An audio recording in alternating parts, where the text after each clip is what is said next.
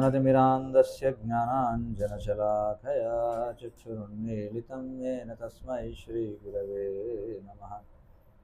नमः ॐ विष्णुपादाय कृष्णप्रेष्ठाय भूतले श्रीमते भक्तिविकासस्वामिन्निति नामिने।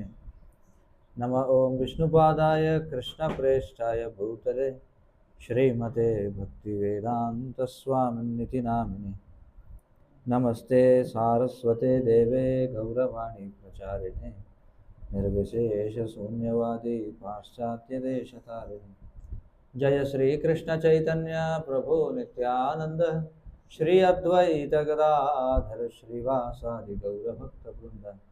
हरे कृष्णा कृष्ण कृष्ण हरे हरे, हरे राम राम राम हरे हरे।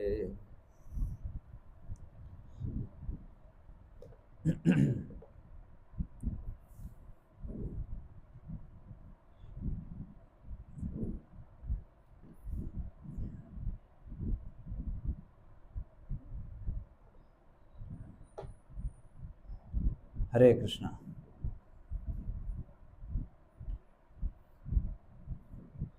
మనం గడిచిన తరగతుల్లో పరమపూజ్య భక్తి వికాస స్వామి వారు ఆయన వానప్రస్థ జీవన స్వీకరణపై ఇచ్చినటువంటి ఉపన్యాసాల యొక్క అనువాదాన్ని మనం చర్చిస్తున్నాం.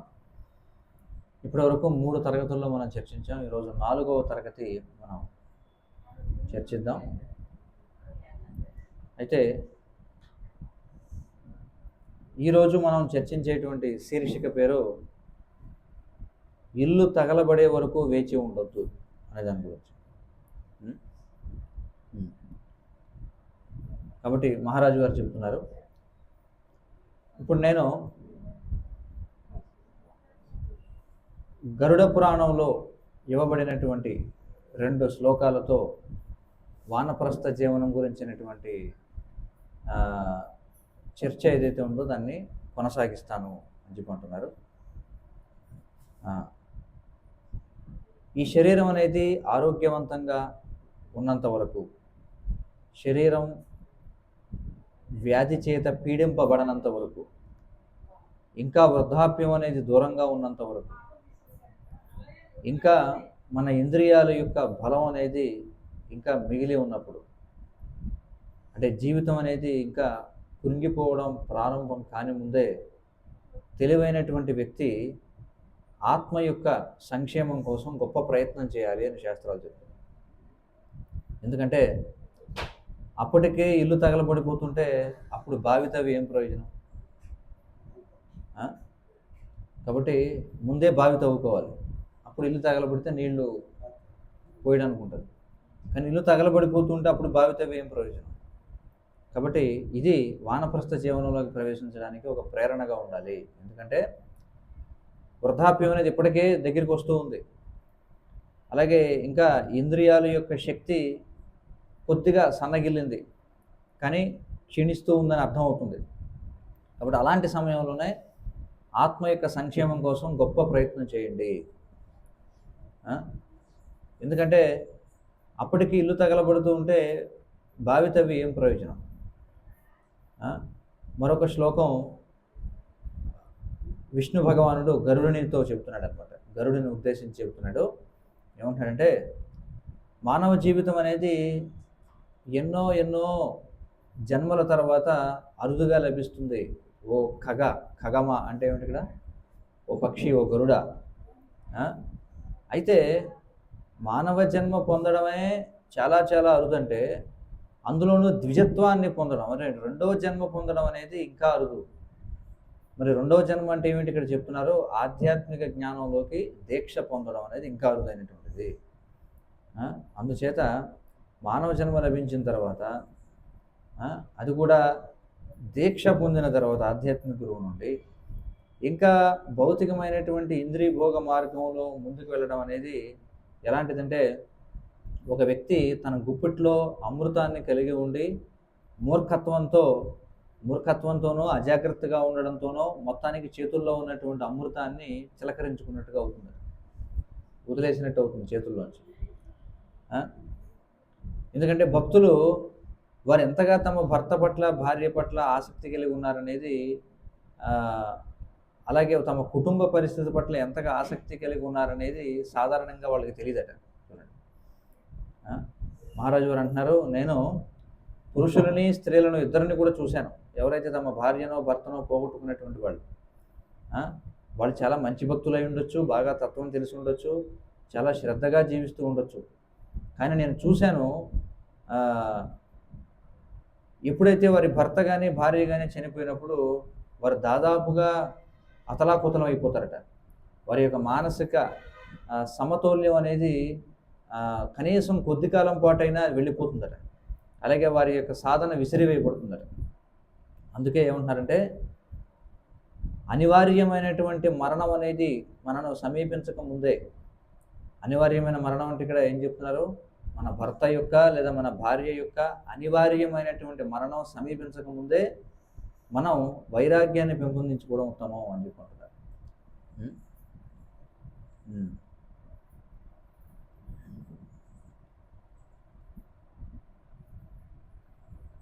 కాబట్టి ఇంకా మనకి శ్లోకాల్లో చూస్తే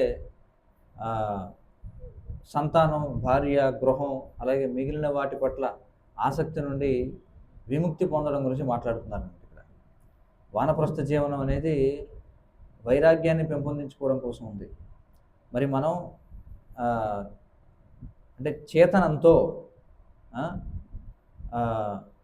అనివార్యమైనటువంటి మరణ సమయం ఏదైతే ఉందో దానికి మనం సిద్ధం అవుతూ ఉండాలి. అలాగే ఈ వానప్రస్థ జీవనం అనేది ఏం చేస్తుందంటే, వానప్రస్థ జీవనం స్వీకరించాడు అంటే దాని అర్థం ఏంటంటే, నేను మరణించబోతున్నాననే సత్యాన్ని ఎరిగి దానికి సిద్ధమవుతున్నాడు అనమాట. ఆ విధంగా ఈ వానప్రస్థ జీవనానికి ముందుగానే మనం తయారైనట్లయితే మన భార్య కానీ భర్త కానీ మరణించినా సరే మనకంటే ముందు మనం శిథిలమైపోకుండా ఉంటాము అని చెప్పుకుంటాం.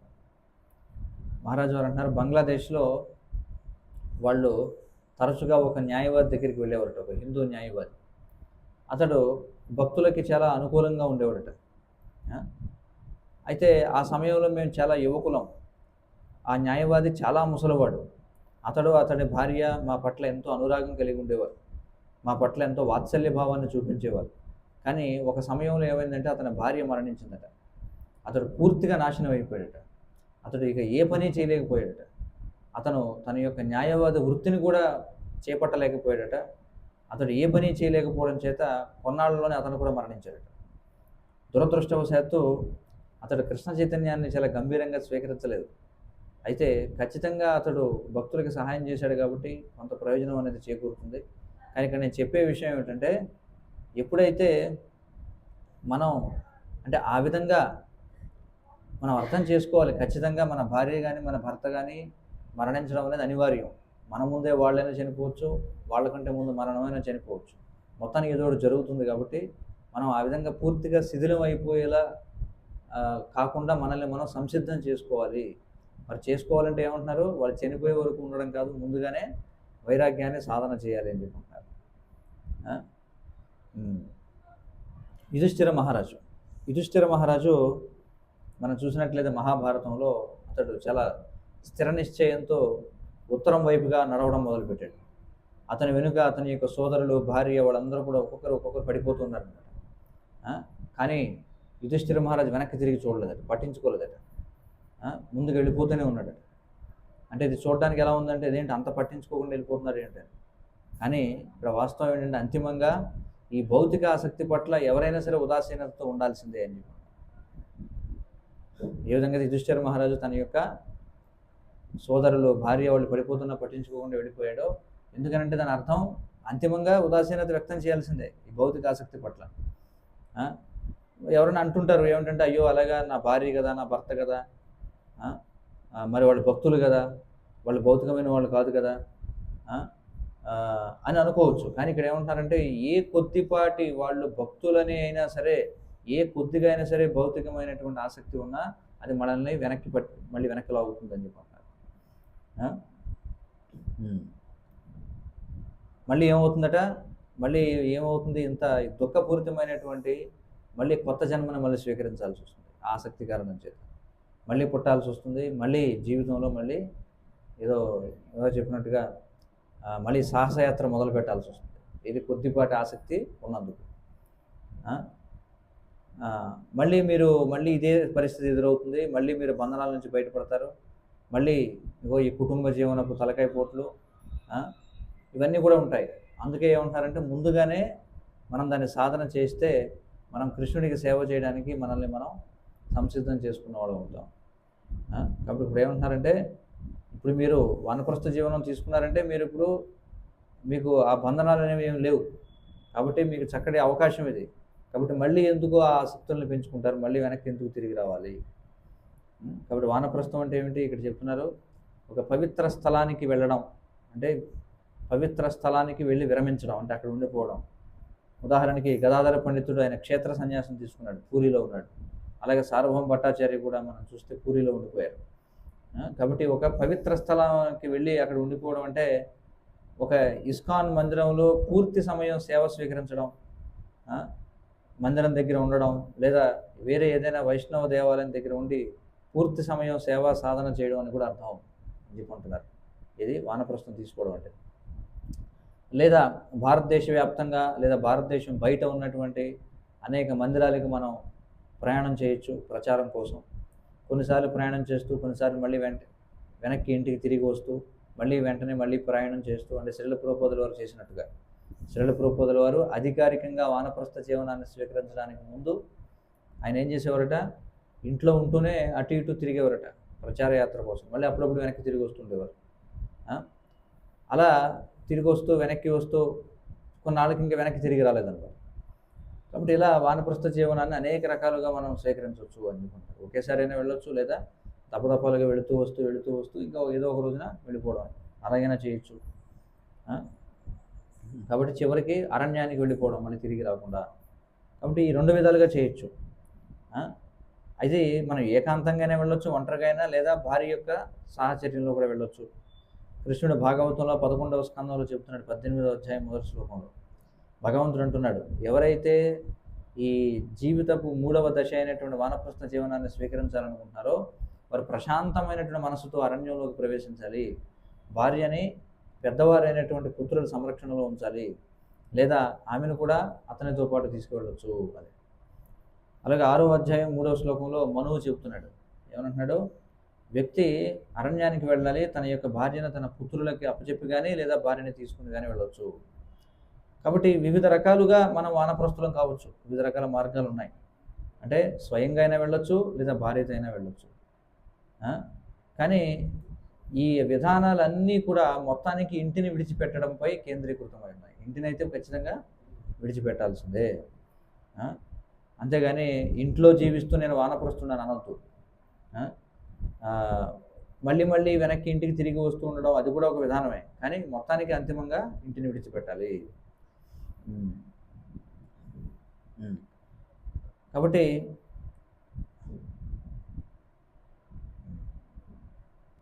సో ఇది ఒక ఉదాహరణ. ఏమంటారంటే కుటుంబ జీవనం నుండి విరమించుకొని పూర్తిగా భగవంతుని యొక్క ఆశ్రయాన్ని పొందడం కోసం.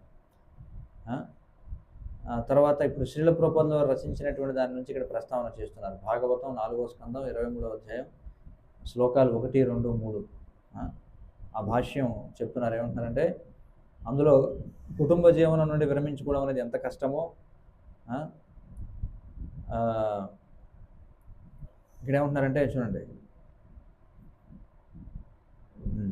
అంటే ఇంట్లో ఉంటూనే కుటుంబ జీవనం నుండి విరమించుకోవడం అనేది చాలా కష్టం అంటున్నారు. ఒక పక్కన ఇంట్లోనే ఉంటూనే నేను కుటుంబ జీవనం నుంచి విరమించుకుంటానంటే కుదరదు. కుటుంబానికి బయటికి వెళ్ళి ప్రయత్నం చేస్తే అవుతుంది, కానీ ఇంట్లోనే కూర్చొని నేను అవుతానంటే అది అవ్వదు అని చెప్పుకుంటారు. తర్వాత ఇంకోటి ఏమంటున్నారంటే చాలా జాగ్రత్తగా ఉండాల్సిన విషయం ఏమిటంటే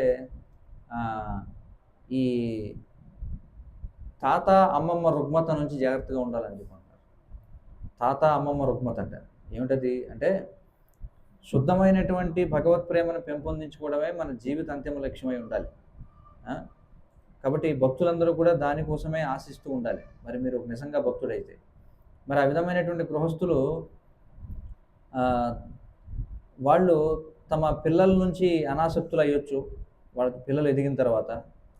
ఎందుకంటే మనం అంటే మన పిల్లవాడికి 20 రోజుల వయసు ఉన్నప్పుడు ఎంత అయితే ఆసక్తులమై ఉంటామో, వాడికి 20 ఏళ్ల వయసు వచ్చిన తర్వాత కూడా అదే ఆసక్తి కలిగి ఉండలేం కదా. కానీ ఇక్కడ ఏమంటున్నారంటే పిల్లల పట్ల అనాసక్తి అనేది ఉండదు, పెంపొందించుకోవచ్చు. కానీ తరచుగా చూసేది ఏమిటంటే మళ్ళీ వాళ్ళు వాళ్ళ మనవాళ్ళకి మనవరాళ్ళకి ఆసక్తులు అయిపోతారు. దీని నుంచి చాలా జాగ్రత్తగా ఉండమని చెప్తుంటున్నారు.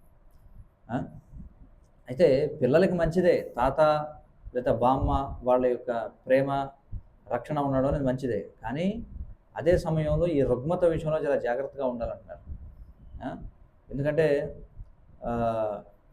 ఈ మనవాళ్ళు మనవరాళ్ళ పట్ల ఉండేటువంటి ఆసక్తి ఏదైతే ఉందో అది ఈ వానప్రస్తులు కావాలనుకునేవారు పురోగతి సాధించడంలో ఒక పెద్ద అడ్డంకి అని చెప్పుకుంటారు. ఎందుకంటే అది ఏం చేస్తుందంట, మళ్ళీ ఈ తాత బామ్మలని మళ్ళీ వెనక్కి లాక్కొచ్చి మళ్ళీ కుటుంబ జీవనంలో బంధించేస్తుందట. కాబట్టి చాలా జాగ్రత్తగా ఉండాలంటారు.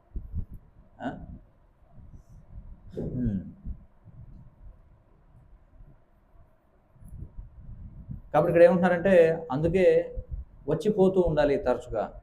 ప్రారంభ కాలంలో కొన్నాళ్ల పాటు బయటికి వెళ్ళిపోవడం, మళ్ళీ ఎప్పుడన్నా వచ్చి మళ్ళీ ఇంట్లో ఉన్న వాళ్ళకి సాంగత్యం ఇవ్వడం, అంటే పిల్లలకి ఎలా నడుచుకోవాలి ఏమిటి ఉపదేశాలు చేసి మళ్ళీ వెళ్ళిపోవడం. ఆ విధంగా వారి పిల్లలు ఎవరైతే ఉన్నారో ఆ పిల్లలకి తమ పిల్లల పట్ల వైరాగ్యం వచ్చేలా వాళ్ళకి బోధనలు చేయాలి అని చెప్పుకుంటారు. మరి స్త్రీల యొక్క లక్ష్యం ఏమిటో, అదే పురుషుల యొక్క లక్ష్యం ఏమిటో స్త్రీలకు కూడా అదే లక్ష్యం. ఏమిటది? పూర్తిగా కృష్ణ చైతన్యవంతులు అవ్వాలి, పూర్తిగా భక్తియుత సేవలో నిమగ్నం కావాలి. మనం వానప్రస్థ జీవనం గురించి మాట్లాడుతున్నాం కాబట్టి మనకి భాగవతంలో బాగా తెలిసినటువంటి ఒక ప్రకటన ఇక్కడ చెప్పుకోవాలి. 2వ స్కందం 1వ అధ్యాయం 6వ శ్లోకంలో ఏం చెప్పబడింది? అంత్య నారాయణ స్మృతి. అంతిమ లక్ష్యం ఏమిటి? నారాయణుడిని కృష్ణుడిని జీవిత చరమాంకంలో స్మరించడం. మరి దాని అర్థం ఏమిటి? అంతిమంగా నారాయణుడిని స్మరించడం అంటే భగవద్ధామం తిరిగి వెళ్ళడం అనే. మరి జీవులందరికీ కూడా లక్ష్యం ఒకటే అయినా ఏమిటి? అందరికీ ఒకటే లక్ష్యం, కృష్ణ చైతన్యవంతులు అవడం. భక్తులందరికీ అదే లక్ష్యం. అయితే మనం సాధారణంగా చూసినట్లయితే స్త్రీల యొక్క పాత్ర అనేది కొంచెం భిన్నంగా ఉంటుంది. వైదిక సూత్రాలను అనుసరించి శ్రీల ప్రభుపాదుల వారు కూడా మనకు బోధించారు. ఏమనంటే స్త్రీలు ఏ పాత్రలో అయితే వానప్రస్థ జీవనానికి వెళతారో అది పురుషుల కంటే భిన్నంగా ఉంటుంది అని చెప్పి. పుత్రధార గృహాదిషు అని చెప్పన్నారు. అంటే కుటుంబము, భార్య, గృహము వగైరాలు ఇవన్నీ ఏవైతే ఉన్నాయో శ్రీల ప్రభుపాదుల వారు ఏం చేశారో తన యొక్క ఆదర్శనీయమైనటువంటి ఉదాహరణ చూపించారు. ఆయన ఎప్పుడైతే సన్యాసం స్వీకరించినప్పుడు ఆయన ఏం చేశారు? ఒంటరిగా భారతదేశం నుండి న్యూయార్క్కి వెళ్ళారు. కానీ స్త్రీలు ఎవరైతే ఉన్నారో వాళ్ళు ఒకరి యొక్క సంరక్షణలో, ఒకరి యొక్క నీడలో వాళ్ళు ఉండడం అనేది శ్రేయస్కరం అని చెప్పుకుంటున్నారు. శ్రీల ప్రభుపాదుల వారు తరచుగా మను చెప్పినటువంటి విషయాన్ని మళ్ళీ మళ్ళీ చెప్తుండేవారు. ఏమనేవారు? నా స్త్రీయం స్వాతంత్ర్యం అర్హతి. అంటే స్త్రీ దేహంలో ఉన్నవారు ఎవరైతే ఉన్నారో వారు ఎన్నడూ కూడా స్వతంత్రంగా ఉండకూడదు. మరి మనకి ఈ విషయంలో సాధ్వీ భక్తులైనటువంటి గొప్ప వైష్ణవీ మనుల యొక్క ఉదాహరణ ద్వారా మనం చూడొచ్చు. ఎలాగంటే దేవహూతి, అర్చీదేవి అంటే ఎవరు? పృథు మహారాజు భార్య అయినటువంటి అర్చీదేవి, అలాగే కుంతీదేవి, అలాగే చైతన్య లీలలో సచీదేవి, విష్ణుప్రియాదేవి, సీతా ఠాకూరాణి, అలాగే జాహ్నవీదేవి. మరి జాహ్నవీదేవి తర్వాత ఆమె నాయకత్వం వహించినప్పటికీ కూడా వీళ్ళంతా కూడా గౌడీయ వైష్ణవులు మనం చూడొచ్చు. కానీ ఆవిడ కూడా జాహ్నవీదేవి మన సాంప్రదాయానికి నాయకత్వం వహించిన కొన్నాళ్ల పాటు ఆమె కూడా పురుషుల యొక్క సంరక్షణలోనే ఉన్నారు. మరి వైదిక సాంఘిక వ్యవస్థను అనుసరించి శ్రీల ప్రభుపాదుల వారు మనకి దయతో వివరించినట్టుగా మనిషికి జీవితంలో 4 దశలు ఉంటాయి: బ్రహ్మచర్యం, గృహస్థ, వానప్రస్థ, సన్యాస. మరి ఒక స్త్రీకి 3 ఉంటాయి. ఏమిటది? స్త్రీకి ఉండేటువంటి 3 దశలు అంటే బాల్యంలో ఆమె తండ్రి యొక్క సంరక్షణలో ఉండాలి, యవ్వనంలో భర్త యొక్క సంరక్షణలో ఉండాలి, ఆమె వృద్ధాప్యంలోకి వెళ్ళినప్పుడు, ముఖ్యంగా ఎప్పుడైతే భర్త చనిపోతాడో లేదా వెళ్ళిపోతాడో అప్పుడు పుత్రుల యొక్క సంరక్షణలో ఉండాలి. ఆమె ఎన్నడూ కూడా స్వతంత్రంగా జీవించకూడదు. కాబట్టి స్త్రీలు స్వతంత్రంగా ఉండడం, వానప్రస్థం తీసుకోవడం అనేది ఎప్పుడూ కూడా ఉపదేశించబడలేదు. అయితే శ్రీల భక్తి సిద్ధాంత సరస్వతి వారు నెలకొల్పినట్టుగా స్త్రీలు అంటే ఈ విధమైనటువంటి వానప్రస్థంలో ఉన్నటువంటి స్త్రీలందరూ కలిసి మందిరానికి సమీపంలో ఉంటూ సేవ చేసుకునేటువంటి సదుపాయాలను మనం కల్పించవచ్చు అని చెప్పంటున్నారు మందిరాలు. ఆ?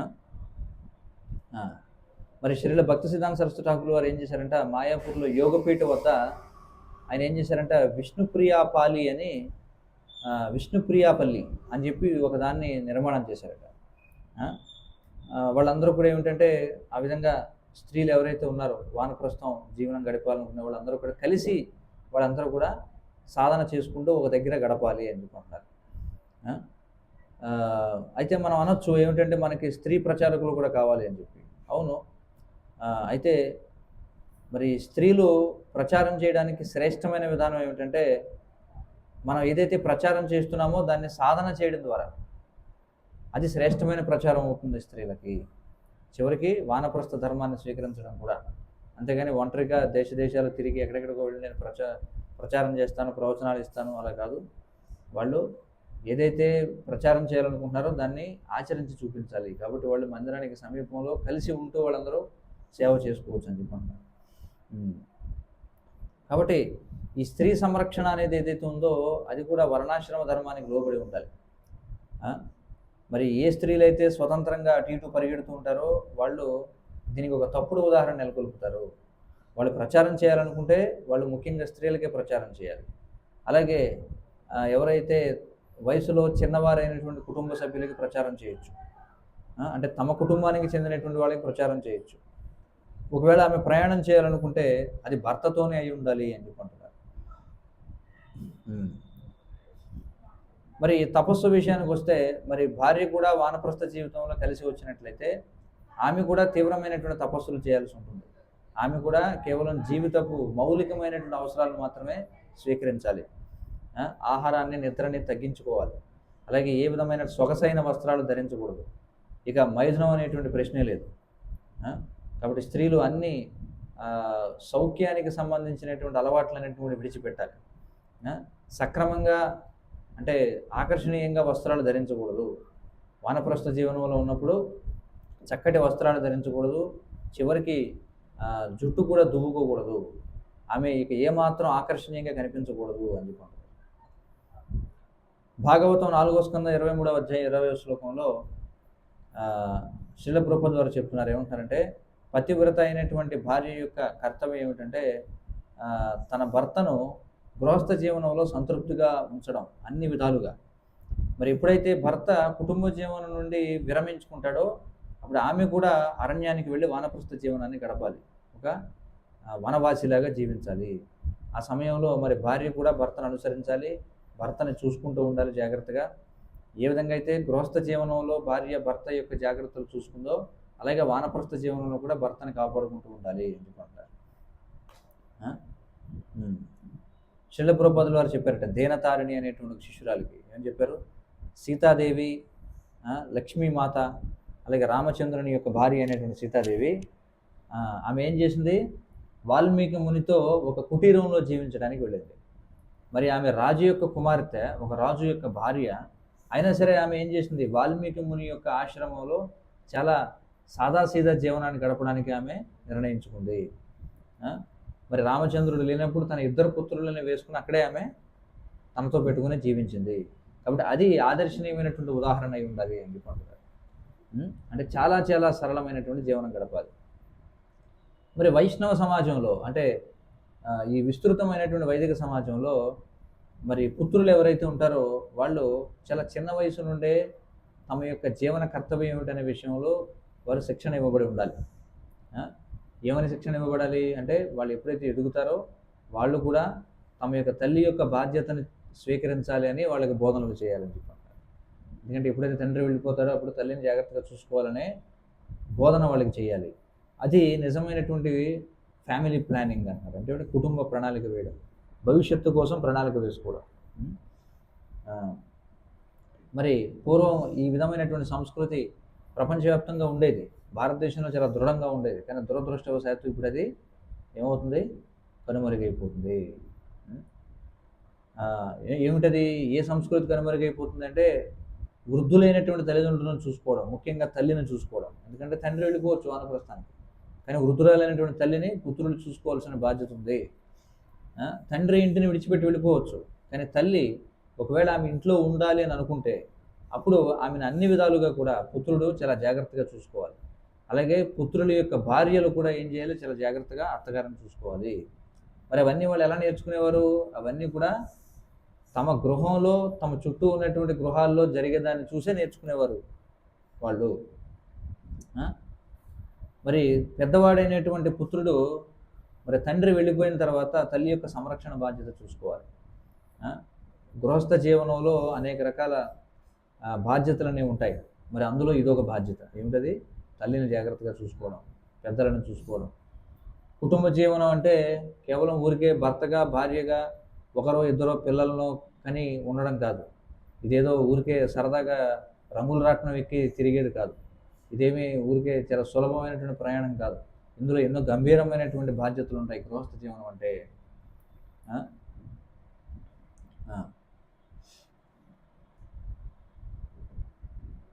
ఒకవేళ సంతానం లేని వారి పరిస్థితి ఏమిటి? ఒకవేళ పుత్రులు లేరనుకో, లేదా పుత్రుడు ఉన్నా చూసుకోలేకపోతున్నాడు, లేదా బాధ్యత తీసుకోవడానికి నిరాకరించాడు, అది తప్పు, అలా చేయకూడదు. కానీ ఒకవేళ అలా జరిగితే అప్పుడు ఏం చేయాలంటే ఆ బాధ్యతని ఆమె యొక్క జ్యేష్ఠ సోదరుడు కానీ, లేకపోతే ఎవరైనా బాధ్యత కలిగినటువంటి కుటుంబ సభ్యులు కానీ స్వీకరించాలట. ఇది స్త్రీకి పిల్లలు లేకపోతే, అంటే పుత్రులు లేకపోతే, లేదా పుత్రులు ఉండి కూడా వాళ్ళు అసమర్థులైతే, లేదా అసమర్థులు కాకపోయినా వాళ్ళు బాధ్యతలు స్వీకరించినట్లయితే, అలాంటి పక్షంలో ఆమె యొక్క జ్యేష్ఠ సోదరుడు కానీ, లేదా బాధ్యత కలిగిన కుటుంబ సభ్యులు కానీ స్వీకరించవచ్చు. అంటే అల్లుడు చూసుకోవచ్చు, ఇలాంటి వారు ఎవరైనా చూసుకోవచ్చు. మనం కుంతీదేవి యొక్క సందర్భంలో మనం చూడొచ్చు. ఆమె భర్త చనిపోయాడు. ఆమెకి పుత్రులు చిన్నపిల్లలుగా ఉన్నప్పుడే అంటే మరి పిల్లలు చిన్నపిల్లలుగా ఉన్నప్పుడే భర్త చనిపోయాడు. కాబట్టి భర్త కుంతీదేవిని చూసుకోవడానికి లేదు, అలాంటి పరిస్థితుల్లో ఉండిపోయింది. అప్పుడు ఏమైంది? భీష్ముడు, ధృతరాష్ట్రుడు, విదురుడు ఆమె యొక్క సంరక్షణ చేపట్టారు అనుకుంటున్నారు. అంటే కుటుంబ సభ్యులు లేని పరిస్థితుల్లో మరి ఈ విస్తృతమైనటువంటి గృహస్థ సమాజం ఏదైతే ఉందో అది ఏదో ఒక విధంగా మొత్తానికి ఆమెను సంరక్షించుకునేలా చూసుకోవాలని చెప్పంటారు. ఇది చుట్టూ ఉన్నటువంటి గృహస్థులందరి యొక్క బాధ్యత, వారిని చాలా జాగ్రత్తగా చూసుకోవడం. ఇంకేమంటున్నారంటే కానీ నేను చూస్తున్నాను 50 ఏళ్ళ వయసు వచ్చినటువంటి స్త్రీలు, లేదా ఇంకా కొంచెం వృద్ధులైనటువంటి స్త్రీలు కూడా సొగసైనటువంటి వస్త్రాలు ధరించడం, ఇంకా వాళ్ళు రకరకాల సుగంధ ద్రవ్యాలు వాడడం, అలాగే వాళ్ళు లిప్స్టిక్ వాడడం, గోళ్ళ రంగులు వాడడం నేను చూస్తూ ఉన్నాను. అయితే సరే, ఎవరైనా వివాహాలు అలాంటివి ఉన్నప్పుడు కొంచెం మంచి వస్త్రాలు ధరించవచ్చు. కానీ వృద్ధులైనటువంటి స్త్రీలు ఎవరైతే ఉన్నారో వాటిని ఇప్పుడు నేను చెప్పినవన్నీ తరచుగా వాడడం అనేది ఇది చాలా అసంబద్ధమైనటువంటి విషయం అని చెప్పంటారు. ఇది అసలు ఏ విధంగానూ పొసగనటువంటి విషయం అని చెప్పంటారు. ఎందుకంటే ఎప్పుడైతే శరీరం అనేది ముసలిదైపోతుందో, వృద్ధాప్యం అనేది వస్తుందో, ఇంకా దాన్ని అలంకరించుకోవడం, ఇంకా దాన్ని ఆకర్షణీయంగా మార్చుకోవడం అనేది ఏమవుతుందట అంటే శరీరం పట్ల ఉండాల్సిన అనాసక్తికి వ్యతిరేకంగా పనిచేస్తుంది. ఎందుకంటే ఆధ్యాత్మిక పురోగతి సాధించాలంటే శరీరం పట్ల అనాసక్తి అనేది ఉండాలి. మరి ఏమైనప్పటికీ అసలు మీరు ఎవరి కోసం ఆ విధంగా వస్త్రాలు ధరిస్తున్నారు? కాబట్టి ఇవన్నీ కూడా ఏమిటంటే వానప్రస్థాశ్రమం స్వీకరించడానికి వచ్చేటువంటి కొన్ని అడ్డంకులు, మనం వాటిని అధిగమించాలి అని చెప్పంటున్నారు. ఈ విధమైనటువంటి ఆసక్తులు వీటన్నిటిని విడిచిపెట్టాలి.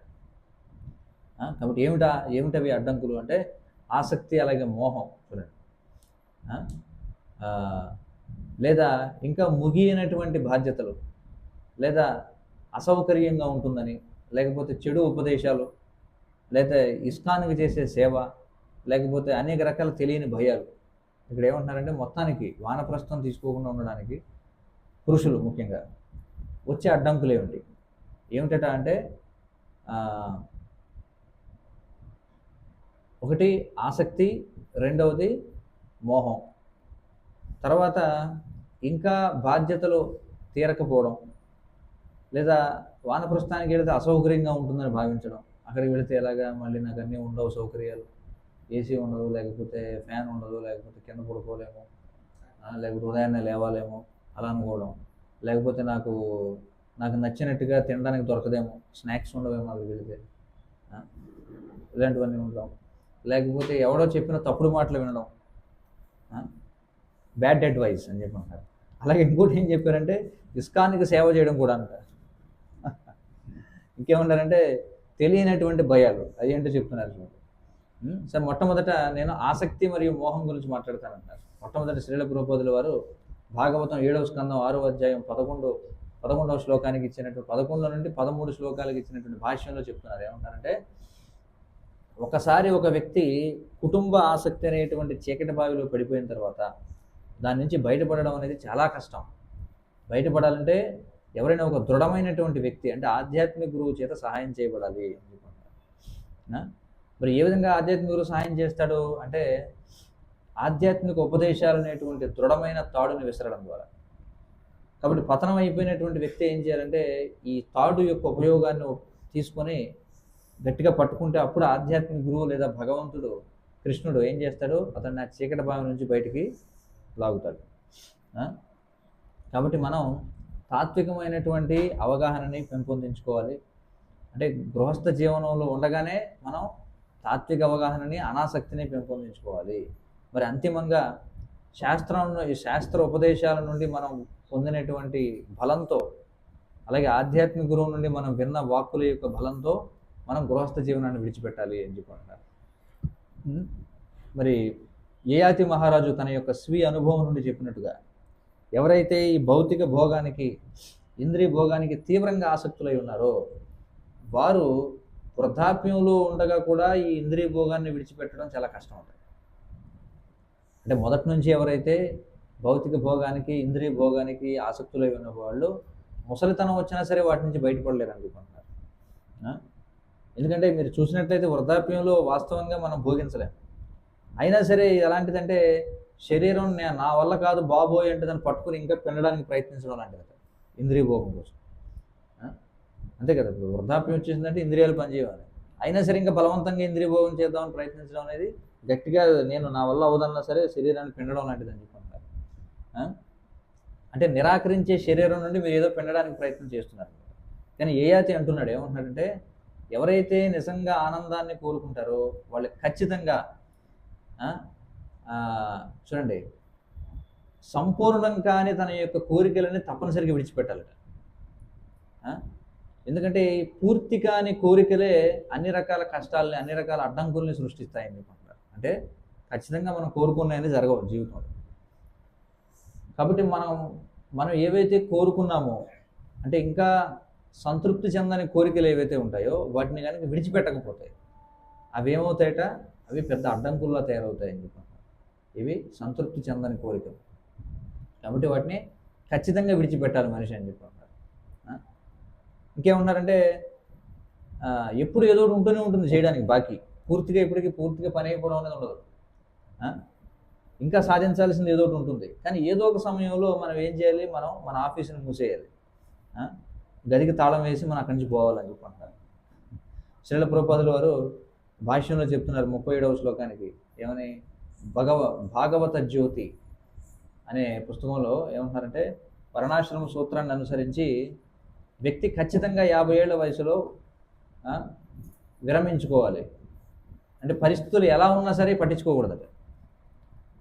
అంటే ఇక్కడ ఏమంటున్నారు అంటే ఇప్పుడు ఎలాంటిదంటే ప్రతిరోజు మనం ఇంకా ఆ రోజు పూర్తి చేయాల్సిన పని మిగిలిన ఏ విధంగా అయితే ఆఫీస్ కట్టేసి వెళ్ళిపోతామో అలాగే ఇక్కడ ఏమంటున్నారంటే మన జీవితంలో కూడా చేయడానికి ఎప్పుడు పని ఉంటుంది, పని పూర్తి కాదు. కానీ 50 ఏళ్ళు రాగానే ఏం చేయాలంటే తాళం వేసి వెళ్ళిపోమని చెప్పంటున్నాను. ఎందుకంటే ఇంకా ఉంటాయి, ఏవో పెళ్ళిళ్ళు అవ్వలేదనో, లేకపోతే అది అవ్వలేదనో, ఏదో ఆస్తి పంపకాలు అవ్వలేదనో, లేకపోతే ఎవడో ఇంకా డబ్బులు ఎగ్గొట్టేసాడో ఇంకా ఇవ్వలేదనో, ఏవోటి ఉంటాయి, ఉండకుండా ఉండవు. కానీ ఇక్కడ ఏమంటున్నారు, టైం అయిపోయింది తాళం వేసి వెళ్ళిపోయింది నువ్వు అని చెప్పంటున్నారు. అలాగే మరి 50 సంవత్సరాల వయసు వచ్చిన తర్వాత వ్యక్తి ఖచ్చితంగా క్రియాశీలకమైనటువంటి బాహ్య జీవితం నుండి విరమించుకోవాలి.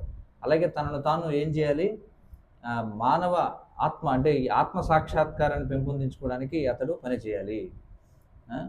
మరొక అడ్డంకి ఏమిటంటే ఇప్పుడు వరుసగా మనం విశ్లేషణ చేస్తున్నాం. వానప్రస్థం స్వీకరించడానికి మొదటి అడ్డంకులు ఏమన్నారు, ఆసక్తి, మోహం అని చెప్పారు. రెండవది ఏమిటి, పూర్తి కాని పనులు. మూడవది ఏమిటంటే అసౌకర్యం, దాని గురించి చెప్తున్నారు. ఇల్లు అంటే హోమ్ స్వీట్ హోమ్ లాగా అన్నీ కూడా చక్కగా ఇంట్లో చక్కగా అన్నీ కూడా అమర్చుకొని పెట్టుకుంటాం, అన్ని రకాల గృహోపకరణాలు అన్నీ కూడా.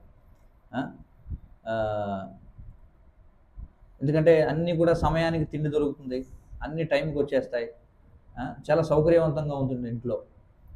మరొక పక్కన ఏమిటంటే ఇంటిని విడిచిపెట్టడం అంటే, ముఖ్యంగా మీరు ప్రయాణం చేయాలనుకోండి, ఆశ్రమంలో జీవించారనుకోండి, అది చాలా కష్టంగా ఉంటుంది.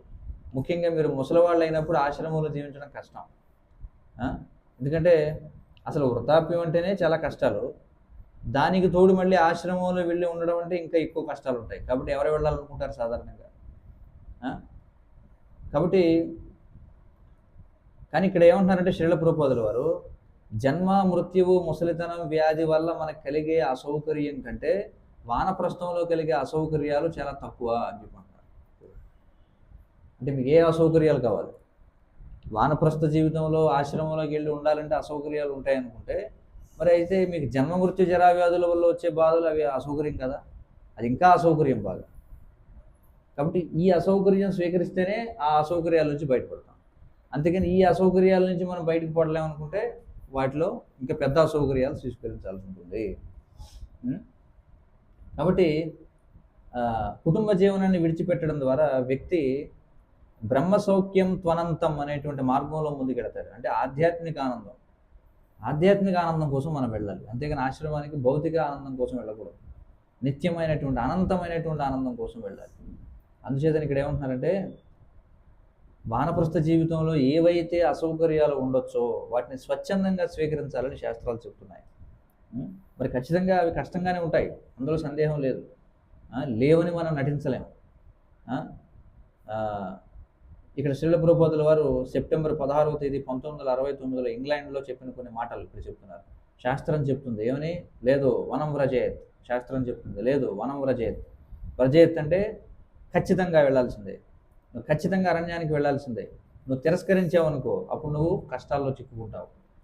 ఎలాగంటే మనం చట్టాలని తిరస్కరించామనుకోండి, అప్పుడు మనం ఇబ్బందులు పడాల్సి ఉంటుంది. దీన్ని ఏమంటారంటే తపస్య అని చెప్పంటారు. నేను ఇంటి నుంచి బయటికి వెళ్ళాలనుకోను, చాలా సౌకర్యవంతమైనటువంటి గృహం, ఆనందకరమైనటువంటి గృహం, కానీ శాస్త్రం చెప్తుంది నువ్వు వెళ్ళాల్సిందే. కాబట్టి నేను అసౌకర్యాలను స్వీకరించాల్సిందే. నేను కుటుంబాన్ని విడిచిపెడితే, అంటే సౌకర్యవంతమైన కుటుంబాన్ని విడిచిపెడితే నాకు తెలియదు ఎక్కడ జీవించాలో తెలియదు, ఎక్కడ తినాలో తెలియదు, ఎక్కడ ఉండాలో తెలియదు. ఇవన్నీ మన అనుభవంలో ఉన్న విషయాలే. ప్రభుపాదులు అంటున్నారు ఇవన్నీ నాకు అనుభవమే. నేను సన్యాసం తీసుకున్నప్పుడు ఆరంభంలో నేను కూడా అలాగే ఆలోచించేవాడిని. సన్యాసం తీసుకుంటే ఇప్పుడు ఏం చేయాలని, ఎక్కడ తినాలి, ఎక్కడ ఉండాలనుకునేవాడిని. కానీ భగవంతుని కృప వల్ల మేమేమి అసౌకర్యాన్ని ఎదుర్కోలేదు అని చెప్పుకుంటున్నారు. నాకు ఇప్పుడు ఎంతోమంది సంతానం ఉన్నారు. మాకు భార్య వల్ల వచ్చే ఇబ్బందులు పడక్కర్లేకుండానే వందలాది మంది సంతానం ఉన్నారు ఇప్పుడు నాకు అనుకుంటున్నారు.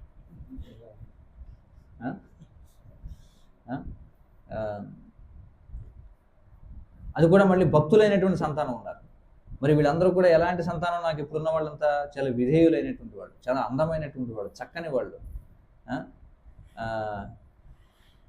కానీ నేను ఇంటి దగ్గర ఏ సంతానాన్ని అయితే కన్నానో ఆ సంతానం నుండి నేను ఎప్పుడూ ఆశించలేనివన్నీ కూడా ఇప్పుడు నేను పొందాను. దేనివల్ల? కుటుంబ జీవనాన్ని విడిచిపెట్టడం వల్ల. కాబట్టి అసౌకర్యం అనేది ఒకటైతే, మరొక అడ్డంకి ఏమిటి వానప్రస్థ జీవనాన్ని స్వీకరించడానికట అంటే తప్పుడు సలహాలు వినడం అంట. చూడండి, అంటే ఇతర గృహస్థుల నుండి తప్పుడు ఉపదేశాలు వినడం. వాళ్ళు ఏదేదో చెప్తూ ఉంటారట, అలా ఉంటుంది ఇలా ఉంటుంది అని చెప్పి. అయితే కుటుంబ జీవితంలో మనం చాలా బాధ్యత కలిగి ఉండాలి, కానీ అదే సమయంలో మన కుటుంబ జీవనాన్ని విడిచిపెట్టడంలో కూడా చాలా బాధ్యతగా వ్యవహరించాలన్నారు. మరి ఎవరైతే స్నేహితులైన వాళ్ళు ఎవరైతే ఉంటారో, ఎవరైతే చాలా లోతుగా కుటుంబ జీవనంలో ఉన్నవాళ్ళు, వాళ్ళు చాలా దృఢంగా చాలా బాధపడతారట. లేదు లేదు నువ్వు ఆ విధంగా విడిచిపెట్టి వెళ్ళకూడదు ఇంటిని అంటారట. కాబట్టి ఎప్పుడైతే మీరు ఇంటిని విడిచిపెట్టాలనే భావన మీకు కలుగుతుందో, లేకపోతే మీకు ఎప్పుడైతే ఒత్తిడిగా ఉన్నట్టుగా అనిపిస్తుందో వానప్రస్థ జీవనం స్వీకరించడానికి, అప్పుడు మనం ఏం చేయాలంటే మనకి మంచి సలహా ఇచ్చేటువంటి వాళ్ళ యొక్క సాంగత్యాన్ని స్వీకరించాలి అని అనుకుంటున్నారు. అర్థం కదా? మంచి సలహా ఇచ్చేటువంటి యొక్క సాంగత్యాన్ని స్వీకరించాలి. అంటే ఎవరైతే మన యొక్క శ్రేయస్సు కోసం ఉపదేశం ఇస్తారో వాళ్ళు ఇచ్చేటువంటి సలహాని మనం తీసుకోవాలి. అంటే ఎవరైతే భక్తులు ఇప్పటికే ఈ వైరాగ్య మార్గంలో నడిచారో, చూడండి, ఎవరైతే ఇప్పటికే అడుగు బయటికి పెట్టారో ఇంట్లోంచి, వాళ్ళు చెప్పింది వినాలి. అంతేగాని ఇంట్లో కూర్చొని సలహా ఇచ్చేవాడిది వినకూడదు వానప్రస్థులు ఎప్పుడు కూడా అంటారు. అదేను కదా. అంటే వానప్రస్థ జీవితంలో ఇప్పటికే పురోగతి సాధించిన వాడు చెప్పింది వినాలి తప్ప ఇంట్లో కూర్చొని అబ్బాయి వానప్రస్థ జీవనం వెళ్ళకో బాగోదు అనేవాడు మాటలు వినకూడదు అని చెప్పంటారు. అదేను కదా. తర్వాత మరొక అడ్డంకి ఏమిటట అంటే ఇది చాలా ఆశ్చర్యాన్ని కలిగించవచ్చు. కానీ వానప్రస్థ జీవనానికి వెళ్ళడానికి ఉన్న అడ్డంకుల్లో ఒక ఆశ్చర్యకరమైన అడ్డంకి ఏమిటట అంటే ఇస్కాన్లో సేవా బాధ్యతలట. చూడండి,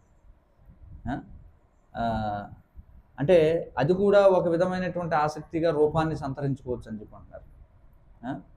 అంటే ఏమిటట అంటే నేను ఈ ప్రాజెక్టుకి సేవ చేయాలి కదా, నేను చేయకపోతే ఎవడొస్తాడు, ఈ ప్రాజెక్ట్ ఏమైపోద్దని వదిలేస్తే అనుకోవడం. లేదా నేను మందిరాధ్యక్షుడిని, నేను ట్రస్టీని, నేను డైరెక్టర్ని, నేను విభాగానికి అధ్యక్షుడిని, నేను జీబీసీని, నాకు ఎన్నో సంవత్సరాల అనుభవం ఉంది, నాకు ఏ పని ఎలా చేయాలో తెలుసు, నేను పదవి విరమణ చేస్తే మరి ఈ పనులన్నీ ఎలా ముందుకెళ్తాయి.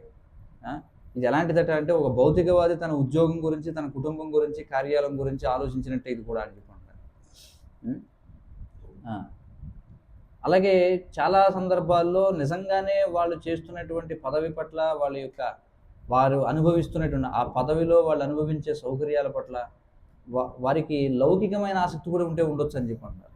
అంటే ఒక వ్యక్తి అనొచ్చు, అయ్యో ఇప్పుడు నేను అధ్యక్షుడిగా లేకపోతే ఎలాగ ఇప్పుడు ఏమైపోతుంది అని అన్నాడంటే అందులో వాడికి కొంత లౌకికమైన ఆసక్తి కూడా ఉండొచ్చు అని చెప్పంటారు. ఎందుకంటే గౌరవం లభిస్తుంది, సౌకర్యాలు లభిస్తాయి. అందుకే ఇక్కడ ఏమంటున్నారంటే ఎవరైతే మేనేజర్లుగా ఉన్నారో వాళ్ళు ఎప్పటికీ మేనేజర్లుగా ఉండకుండా ఉండడం శ్రేష్టం. ఎవరైతే ఎన్నో సంవత్సరాల పాటు ఒక ఇస్కాన్ ప్రాజెక్ట్ని మేనేజ్మెంట్ చేశారో వాళ్ళు ఇతరులకి ఆ పని చేయడంలో శిక్షణ ఇచ్చి వారి యొక్క మిగిలిన జీవిత భాగాన్ని కేవలం శ్రవణం, కీర్తనం, జపం, ప్రచారం చేయడానికే వినియోగించడం శ్రేయస్కరం అని చెప్పండి. అంటే ఎల్లప్పటికీ మేనేజ్మెంట్లో ఉండిపోవద్దు, లేకపోతే ఈ మనస్తత్వం ఉంటుందట. ఎలాంటిదంటే శ్రీల ప్రభుపాదుల వారు ఆయన భాగవత జ్యోతి అనే దాంట్లో ఇచ్చినటువంటి భాష్యంలో చెప్తారు 19వ శ్లోకంలో. దురదృష్టవశాత్తు ఇక్కడ శ్రీ ప్రభుపాదులు రాస్తున్నారు, ఏమంటారంటే ఈ ఆత్మసాక్షాత్కార సంస్కృతి తగినంతగా లేకపోవడం వల్ల ఎవరు కూడా గృహస్థ జీవనాన్ని విడిచిపెట్టాలని కోరుకోరట. అంటే ఈ గృహస్థ జీవనం అనేది పూర్తిగా ముళ్ళుతోటి అలాగే బంకమట్టితో ఉన్నప్పటికీ కూడా దురదృష్టవశాత్తు ఎవడో దాన్ని వదలాలనుకోరట. ఇక్కడ ఏమంటారంటే దీన్ని ఎలా వివరించారంటే శ్రీల ప్రభుపాదుల వారు ఈ కొంగలు ఏం చేస్తాయట, వర్షాకాలం వర్షాలు బాగా పడి నదులు ఉప్పొంగిపోతూ ఉన్నప్పటికీ కూడా కొంత ఇంద్రియ భోగం లభిస్తుందేమో అని చెప్పి బురదలో అలా నిలబడి చూస్తూ ఉంటాయట, ఏదైనా చేప దొరికితే పట్టుకుందాం. కాబట్టి ఇక్కడ కూడా గృహస్థ జీవనాన్ని కూడా కొంగలతో పోల్చారనమాట. అంటే వాడికి అన్ని ముళ్ళు గుచ్చుకుంటున్నాయి, పైనుంచి వర్షం పడిపోతుంది, కిందంతా మడుగు, ఏదో మూసలో వచ్చి లాక్కెళ్ళిపోవచ్చు ఒడ్డునుంటే, అయినా సరే ఏం చేస్తుంది, ఒంటికాల మీదలాగా నుంచొని ఏదైనా చేప వస్తే పట్టుకుందామని చూస్తున్నాం. కాబట్టి మనం ఎప్పుడు కూడా గుర్తుంచుకోవాలి, సమాజము, స్నేహము, అలాగే ప్రేమ ఏవైతే మన కుటుంబ జీవనంలో భోగించాల్సి ఉందో ఇవన్నీ కూడా నిజమైన సమాజం, నిజమైన స్నేహం, నిజమైన ప్రేమ ఏవైతే భగవద్ధామంలో ఉంటాయో వాటి యొక్క వక్రీకృత ప్రతిబింబాలే అని తెలుసుకోవాలి అని చెప్పంటారు. కాబట్టి ఈ భౌతిక అస్తిత్వపు బద్ధ జీవనంలో ఏ విధమైనటువంటి వాస్తవం లేదు. ఎందుకంటే కానీ మన యొక్క అజ్ఞానం కారణం చేత మనం ఈ ఎండమావికి ఆసక్తులమైపోయి ఉన్నాం. సమాజము, స్నేహము, ప్రేమ అనేటువంటి ఆలోచనలు అవి ఖచ్చితంగా అబద్ధం కావు. కానీ మనం ఎక్కడైతే ఏ ప్రదేశంలో అయితే వెతుకుతున్నామో అది అబద్ధం. అంటే ఖచ్చితంగా ఇవి నిజమే, సమాజం, స్నేహం, ప్రేమ అనేవి ఉన్నాయి నిజంగానే. కానీ మనం ఏ ప్రదేశంలో వెతుకుతున్నామో ఇది తప్పుడు ప్రదేశం అని చెప్పంటారు. నిజమైనటువంటి సమాజం, నిజమైన స్నేహం, నిజమైన ప్రేమ ఎక్కడున్నాయి? భగవద్ధామంలో ఉన్నాయి. కాబట్టి మనం ఈ తప్పుడు స్థితిని వదిలిపెట్టి మనం వాస్తవానికి ఉత్తరింపబడాలి. అదే మన జీవిత లక్ష్యం అయి ఉండాలి. కాబట్టి ఈ మానవ ఈ సాక్షాత్కారం ఏదైతే ఉందో దాన్ని పెంపొందించుకునే ఫలితం అదై ఉండాలి. కానీ దురదృష్టవశాత్తు ఈ ఈ స్ఫూర్తి లేకపోవడం వల్ల, అంటే చిన్నప్పటి నుంచి ఈ ఆధ్యాత్మిక సంస్కృతి స్ఫూర్తిని పెంపొందించుకోవడం వల్ల ఒక లౌకికమైనటువంటి వ్యక్తి ఎల్లప్పుడూ కూడా ఏమిటంటే ఎన్ని కష్టాలు ఎదురవుతున్నా సరే తన యొక్క మిథ్యా గర్వానికి అంటిపెట్టుకుని ఉంటాడట. మరి ఈ శాస్త్రాలు ఏం చెప్తున్నాయి? 50 ఏళ్ల వయసు రాగానే వ్యక్తి తన యొక్క గృహస్థ జీవనాన్ని విడిచిపెట్టాలని చెప్తున్నాయి. కానీ ఈ అజ్ఞాన యుగంలో చివరికి ఒక ముసలివాడు కూడా మళ్ళీ తన యొక్క శరీర శక్తిని మళ్ళీ పునరుజ్జీవితం చేసుకోవాలనుకుంటాడట. ఏ విధంగా అంటే కృత్రిమమైన పళ్ళు పెట్టుకోవడం ద్వారా, చనిపోయే అంచున ఉన్నప్పటికీ కూడా నేను యవ్వనంలో ఉన్నానని నటించడం ద్వారా చేస్తూ ఉంటాడట. అలాగే చాలామంది ఏం చేస్తుంటారట అంటే ఇక జీవితం చనిపోయే విధంగా ఉన్నప్పటికీ కూడా మళ్ళీ వాళ్ళ పదవిలో మళ్ళీ వాళ్ళు ఎన్నుకోబడాలనుకుంటారు. చనిపోయే వరకు కూర్చుని వదలరంట. ఇవన్నీ కూడా ఏమిటంటే సంస్కారహీన జీవితానికి కొన్ని లక్షణాలు ఇవన్నీ కూడా. కాబట్టి ఇది శ్రీల ప్రభుపాద వారు చెప్తున్నారు. మరి ఏమిటి ఇక్కడ పరిస్థితి అంటే, మీరు సేవ చేస్తూ ఉన్నారు, మీరు ఇస్కాన్కి మీరు చేయాల్సిన కర్తవ్యం చేశారు, లేదా మీరు ఏదైతే మందిరంకి సేవ చేయాలో ఇప్పటివరకు సేవ చేశారు, ఇప్పుడు ఆ పదవిని విడిచిపెట్టాల్సిన సమయం వచ్చింది. కాబట్టి విడిచిపెట్టి ముందుకు పోండి. వెళ్ళి ఏం చేయాలి? శ్రవణం కీర్తనం చేయాలి, విష్ణు స్మరణం చేయాలి. అలాగే పైకి ఆర్భాటం లేకుండా పైకి కనిపించినటువంటి ఏదో ఒక సేవ చేస్తూ ఉండాలి మందిరంలో. ఎందుకంటే మరణ సమయంలో మన మనసు అనేది కృష్ణ చైతన్యంలో నిమగ్నమై ఉండాలి. కాబట్టి చాలా వినయపూర్వకమైన సేవ ఏదన్నా చేసుకుంటూ ఉండాలి, అంతేగాని నాయకత్వం వహించడం ఇలాంటివి చేయకూడదు. కాబట్టి షడ్గోస్వాముల యొక్క ఉదాహరణను ఎప్పుడు కూడా గుర్తుంచుకోండి అని చెప్పి అంటున్నారు. మరి ఆధునిక ప్రమాణాలను అనుసరించి రూప గోస్వామి, సనాతన గోస్వామి, రఘునాథ్ దాస్ గోస్వామి వీళ్ళందరూ చూస్తే వాస్తవానికి వాళ్ళు పెద్ద పెద్ద బిలియనీర్లు వీళ్ళు వాస్తవంగా. కానీ వాళ్ళు ఇతర 6 గోస్వాములు వారికి పెద్ద పెద్ద సంబంధాలు, చాలా ప్రతిష్టాత్మకమైనటువంటి పదవులు ఇవన్నీ ఉన్నప్పటికీ కూడా వాళ్ళు వృందావనంలో బిచ్చగాళ్ళలాగా జీవించడానికి చాలా తపస్సుతో కూడిన జీవితాన్ని స్వీకరించారు. కానీ వాళ్ళు ఆ విధంగా చేయడం వల్ల భక్తియుత జీవితంలో చాలా సంపన్నవంతులయ్యారు. వాళ్ళు గోపికల యొక్క విరహ భావన అనేటువంటి తరంగాల్లో తేలుతూ ఉన్నారు. అలాగే వాళ్ళు రాబోయే గౌడీయ వైష్ణవ తరాల కోసం ఎన్నో గొప్ప సంపదలనిచ్చి వెళ్ళారు పుస్తకాల రూపంలో. మళ్ళీ ఇక్కడ చెప్తున్నారు, ఏమంటున్నారంటే మనం నిజంగా ఎంత కుటుంబ ఆసక్తి కలిగి ఉన్నాం అనేది మనకి తెలియకపోవచ్చు అని చెప్పి అంటారు. మన పైకి అనుకుంటూ ఉండొచ్చు మనకి అబ్బాయి ఏం లేదని చెప్పి, కానీ మనకు తెలియదు మనకి ఎంత ఆసక్తి ఉందో. కానీ శారీరకంగా అంటే మనల్ని మనం కుటుంబానికి దూరంగా ఉంచుకోవడం ద్వారా, కుటుంబాన్ని నుంచి బయటికి వెళ్ళడం ద్వారా భక్తుడు ఎప్పుడైతే కుటుంబాన్ని విడిచిపెడతాడో అప్పుడే అతనికి అర్థమవుతుందట కుటుంబం పట్ల అతనికి ఎంత ఆసక్తి ఉందనేది. అర్థమవుతుందా? ఇంట్లో ఉన్నప్పుడు ఏమనిపిస్తుందట, అబ్బాయి నా కుటుంబం పట్ల ఏం ఆరోగ్యం లేదు అనుకుంటాడు. కానీ ఎప్పుడైతే కుటుంబాన్ని విడిచిపెడతాడో అప్పుడు భక్తుడు అర్థం చేసుకోవడం మొదలు పెడతాడట, అసలు నాకు నిజంగా ఎంత ఆసక్తి ఉంది కుటుంబం పట్ల అనే విషయం. కాబట్టి మనం ఇప్పుడు దాన్ని అర్థం చేసుకోలేకపోవచ్చు. అంటే అది ఎప్పటి వరకు అర్థం కాదట అంటే మరణ సమయం వరకు అర్థం కాదట ఎంత ఆసక్తి ఉందనేది. అందుకే ఇక్కడ ఏమంటున్నారంటే శరీరంలో ఇంకా శక్తి ఉండగానే, ఇంద్రియాలు బలంగా ఉండగానే, భార్య బతుకుండగానే లేదా భర్త బతుకుండగానే ఏం చేయాలి అంటే, ముఖ్యంగా పురుషుల కోసం చెప్తున్నాం, భార్య బతికుండగానే ఏం చేయాలి? ఈ అనాసక్తిని, వైరాగ్య జీవనాన్ని మొదలు పెట్టాలి. అంతేగాని ఇంట్లోనే ఉంటూ నాకు చాలా వైరాగ్యం ఉందనుకున్నాం, లేకపోతే ఇంద్రియాలన్నీ కూడా క్షీణించిపోయే ముసలితనం వచ్చాక అప్పుడు బయటికి వెళ్దాం అనుకుంటే అప్పుడు నిజంగా ఆసక్తి ఎంతో తెలుస్తుంది. మరణ సమయంలో కూడా అలాగే ఆసక్తి ఉండిపోతుంది వాళ్ళకి అని చెప్పి అంటారు.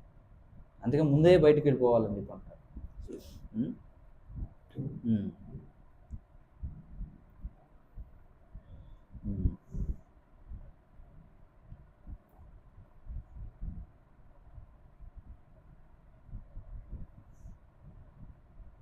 కాబట్టి ఇవన్నిటిని కూడా మనం వెనకాల వదిలి ముందుకు సాగాలి. మనం ఏదైతే చాలా ముఖ్యం అని అనుకున్నామో జీవితంలో, దాని నుండి ఎందులో అయితే మనం నిమగ్నమై ఉన్నామో దాని నుండి విడిపించుకోవాలి. మనం దేంట్లో అయితే బాగా నిమగ్నమై ఉన్నామో దాని నుంచి బయటపడాలి. బహుశా అది ఒక మందిరాధ్యక్షుడి పదవి కూడా అయి ఉండొచ్చు, కానీ దాని నుంచి కూడా బయటపడాలంటున్నారు. చాలా చాలా ముఖ్యం. లేకపోతే నేను ఇందులో ఉన్నాను, అందులో ఉన్నాను, వీటన్నిటితో నాకు చాలా సన్నిహిత సంబంధం ఉంది అని అనుకోవచ్చు. కానీ మనకి వాస్తవానికి కుటుంబ గొడవలతో ఏ విధమైన అంతర్గతమైనటువంటి సంబంధాలు లేవు. కుటుంబ సమస్యలతో కానీ, వివిధ స్థానిక సమస్యలతో కానీ వాస్తవంగా ఎవరికీ ఎలాంటి సంబంధం లేదు అంతర్గతంగా అని చెప్పుకుంటున్నారు. కాబట్టి మీరు ఏదో ఒక సమయంలో వాటిని కూడా విడిచిపెడితే అప్పుడు మీకు అర్థమవుతుంది వాస్తవానికి వీటితో మీకు సంబంధమే లేదని అని చెప్పండి.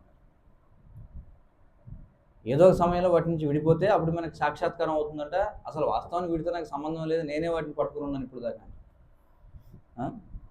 మళ్ళీ ఇక్కడ ఏమంటున్నారంటే అలా విడిచిపెట్టడం అనేది ఇష్టానుసారంగా చేయకూడదు, దాన్ని అపరిపక్వతతో చేయకూడదు అని చెప్పుకుంటున్నారు. కానీ ఇది ఖచ్చితంగా చేసి తీరాల్సిందే. ఎందుకంటే నిజంగానే కుటుంబ పరిస్థితుల్లో జరిగే ఏవేవైతే ఉన్నాయో వాటితో నిజంగా మీకు సంబంధమే లేదు, ఉందని మనం అనుకుంటున్నాం. కానీ ఇవన్నీ ఎందుకు ఇలా జరుగుతున్నాయి అంటే నా యొక్క శాశ్వతమైన స్వభావం ఏదైతే ఉందో దానితో వీటికి సంబంధం లేదు. పూర్వం ఎప్పుడైతే ఒక వ్యక్తి వైరాగ్యంతో కుటుంబాన్ని విడిచిపెట్టి వెళ్ళేవాడు ఆధ్యాత్మిక జీవితం కోసం, అంతే వెళ్ళిపోయాడు అంతే, మళ్ళీ వెనక్కి తిరిగి చూసేవాడు కాదు. మళ్ళీ వెనక్కి వెళ్దాం, మళ్ళీ అక్కడికి ఏదో జరుగుతుంది, ఏదో చేద్దాం అనే భావన ఉండేది కదని చెప్పంటారు. అలాగే అతడు ఇంటి నుండి కూడా అతనికి ఏం వార్తలు అందేవి కాబట్టి ఒకసారి ఇంటి నుంచి వెళ్ళిపోయిన తర్వాత ఇంట్లో ఏం జరుగుతుందో కూడా తెలిసేది కాదు. కాబట్టి భౌతికంగా విడిచిపెట్టడం ద్వారా మీరు పూర్తిగా సంబంధం లేని వాళ్ళు అయిపోతారు. అసలు ఇంట్లో ఏం జరుగుతుందో కూడా మీకు తెలియకపోవచ్చు. మీరు అప్పటి వరకు చాలా పూర్తిగా అందులో నిమగ్నం అయి ఉండొచ్చు, ఇందులో ఆ పనిలో ఈ పనిలో ఈ విషయంలో ఆ విషయంలో. కానీ ఉన్నట్టుండి మీరు వాటన్నిటి నుంచి కూడా విడిపోతే అప్పుడు మీకు ఆ గొడవల్లో ఏం జరుగుతున్నాయని కూడా మీకు తెలియదు, మీకు దాని గురించి తెలియదు. ఇక అలాగే మీరు ఎప్పుడైతే ఇంట్లోంచి వెళ్ళిపోయారంటే ఇంక వాటితో మీకు సంబంధం కూడా లేదు. కానీ ఈ రోజుల్లో ఇక్కడ ఏం చెప్తున్నారు చూడండి, ఈ ఫోన్ల వల్ల మీరు వాస్తవంగా ఎంత దూరం వెళ్ళినా సరే పూర్తిగా సంబంధాన్ని తెంచుకోలేకపోతున్నారు.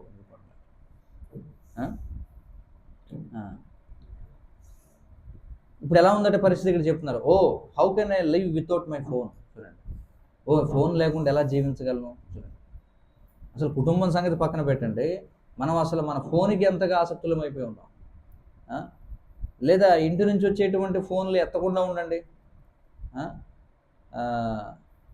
ఇక్కడ ఎలా ఉంటుందంటే మిమ్మల్ని మీరు కుటుంబాన్ని వదిలేసి వచ్చేయచ్చు, కానీ మీకు ఫోన్ రూపంలో మీ కుటుంబం మిమ్మల్ని అనుసరిస్తుంది, మీకు మళ్ళీ మళ్ళీ ఫోన్లు వస్తూ ఉంటాయి. మీరు ఏవైతే వెనకాల వదిలేద్దాం అనుకుంటారో వాటిలోనే ఇంకా ఇంకా ఎక్కువగా మీరు కూరుకుపోతూ ఉంటారు. లేదా ఇది వేరే రకంగా జరగవచ్చు. లేకపోతే ఒకవేళ ఎవరో ఫోన్ చేయలేదనుకోండి, వీళ్ళే ఆలోచిస్తుంటారట, నన్ను వీళ్ళు ప్రేమించట్లేదా, నాకు ఫోన్ చేయట్లేదు ఏంటని అనుకుంటారు. అలా కూడా ఉండవచ్చు అని చెప్పంటారు.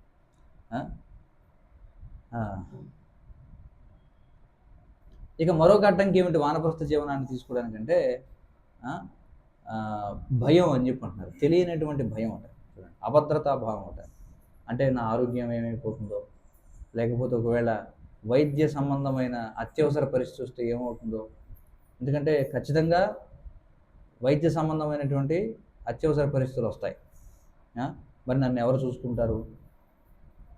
మరి ప్రపంచంలో మనం చూస్తే ఈ ఉమ్మడి కుటుంబ వ్యవస్థ అనేది చాలా వరకు విచ్ఛిన్నమైపోయింది. అత్యధిక శాతం మంది, చాలామంది అసలు సంతానమే లేరు చాలామందికి. ఒకవేళ సంతానం ఉన్నా సరే వాళ్ళు వృద్ధాప్యంలో తల్లిదండ్రులను చూసుకునే పరిస్థితి కూడా లేదు ఈ రోజుల్లో. ఒకవేళ చూసుకోవాలని అనుకున్నా వాళ్ళు చూసుకోలేని పరిస్థితి ఉంటుంది, ఎందుకంటే వాళ్ళకి ఆ విధమైనటువంటి శిక్షణ ఉండదు కాబట్టి. అంటే వృద్ధాప్యంలో మంచాన పడిపోయిన తల్లిదండ్రులకి ఎలా సేవ చేయాలో శిక్షణ కూడా లేదట ఎవరికి. కొంతమందికి చేయాలని ఉంటుంది కానీ ఎలా చేయాలో తెలియదు. అందుకే ఏం చేస్తారు, వాళ్ళు తీసుకెళ్ళి డబ్బులు కట్టేసి ఎక్కడో ఆశ్రమాల్లో పడేస్తారు అన్నమాట. చూడండి, ఎందుకని శిక్షణ లేదు అంటే ఈ ఉమ్మడి కుటుంబ వ్యవస్థలో మనం లేవు కాబట్టి వాళ్ళు ఎలా సేవ చేసేవారో మనం ఇప్పుడు చూడలేదు. మన తల్లిదండ్రులు వాళ్ళ ముత్తాతలకి వాళ్ళకి ఎలా సేవ చేశారో మనకు తెలియదు. కాబట్టి ఇప్పుడు మనకి సేవ చేయాలనుకున్నా ఎలా చేయాలో తెలియదు.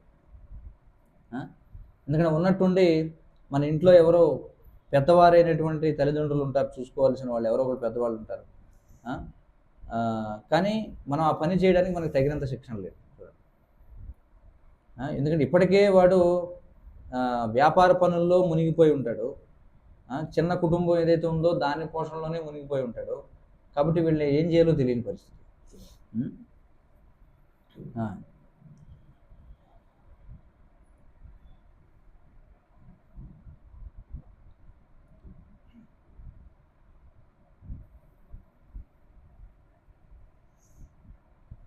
ముఖ్యంగా ఇక్కడ ఏమంటున్నారంటే, మీరు మీ జీవితంలో ఎక్కువ శాతం సమయం మీరు ఇస్కాన్కి నేరుగా సేవ చేయనట్లయితే, శ్రీల ప్రభుపాదుల ద్వారా ఇక్కడ ఒక లేఖలో 1970లో రాశారట, ఒక భారతీయ పెద్ద మనిషికి ఏమనంటే, వైదిక సాంఘిక విధానాన్ని అనుసరించి బ్రహ్మచారులు, వానప్రస్థులు, సన్యాసులు వారి యొక్క పూర్తి సమయాన్ని ఆధ్యాత్మిక కలాపాలకు అంకితం చేస్తారు.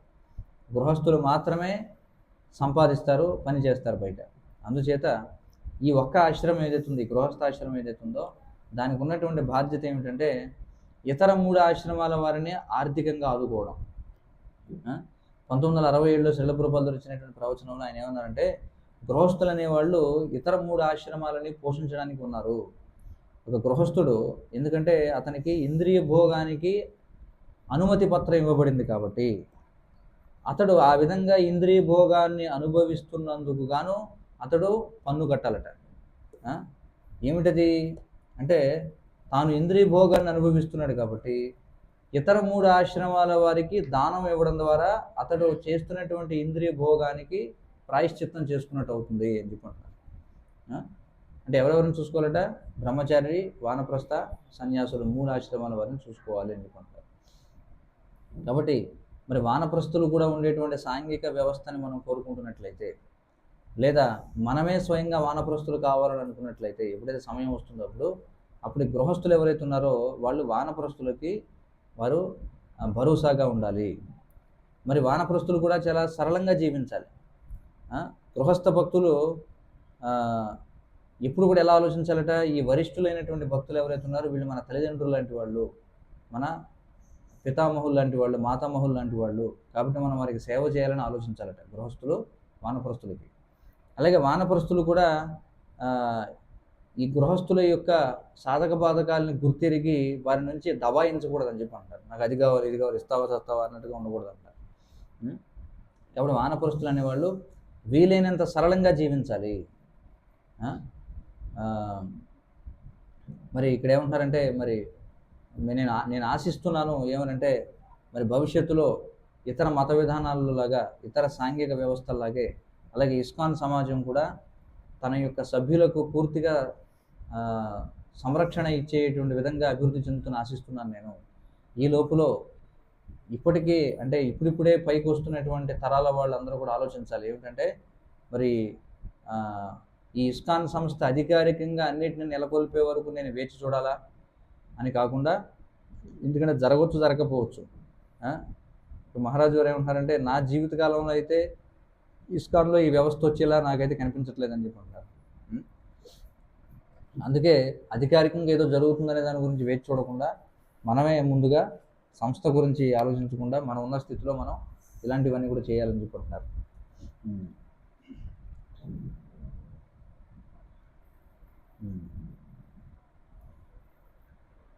మరి ఈ సాంఘిక వ్యవస్థ అనేది ఇది కూడా కనిపించడం వల్ల ప్రస్తుతం అంటే వానప్రస్థులకి భరోసానిచ్చేటువంటిది.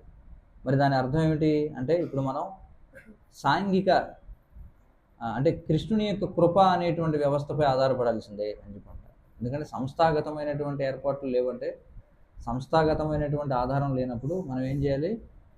కృష్ణుని యొక్క కృప అనేటువంటి వ్యవస్థపై ఆధారపడాలంటారు. మరి కృష్ణుని కృపపై ఆధారపడడం అంటే ఆధ్యాత్మిక పురోగతికి ఇది చాలా గొప్ప అవకాశం అని చెప్పుకుంటారు. అవునా కదా? కాబట్టి మన జీవితాన్ని అందుకే ముందుగానే మన ప్రణాళిక వేసుకోవాలి. వీలైనంతగా ఎంతో కొంత ఏర్పాటు అనేది మనం చేసుకోవాలి. మనం పదవి విరమణ చేసేటప్పటికి అంటే ముందుగానే మన ప్రణాళిక వేసుకుంటే మనం వానప్రస్థ జీవనాన్ని స్వీకరించేటప్పటికి ఏదో ఒక ఏర్పాటు అనేది ఉంటుంది అత్యవసర పరిస్థితి కోసం.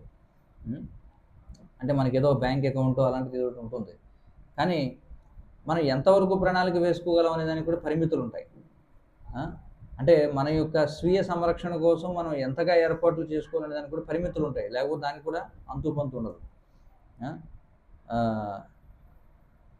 చూడండి, even someone who's very wealthy can have everything pulled out from అంటుంది. చూడండి, ఒక వ్యక్తి బాగా సంపన్నవంతుడైనప్పటికీ కూడా విధి ఎలా ఉంటుందంటే మొత్తం వాడి దగ్గర ఉన్నాయని కూడా లాగేసుకోబడతాయి. లేదా ఒక వ్యక్తి తన వృద్ధాప్యం కోసం అనేక రకాలుగా ప్రణాళికలు వేసుకుంటాడు. కానీ భౌతిక ప్రకృతి ఏం చేస్తుంది? తన విధానంలో అది పనిచేస్తుంది. ఎందుకంటే మనం వేసుకున్న ప్రణాళికలన్నీ కూడా ఒక్క క్షణంలో బిడిసికొట్టచ్చు, లేదా అది వ్యతిరేకంగా కూడా పనిచేయచ్చు అని చెప్పి అంటారు.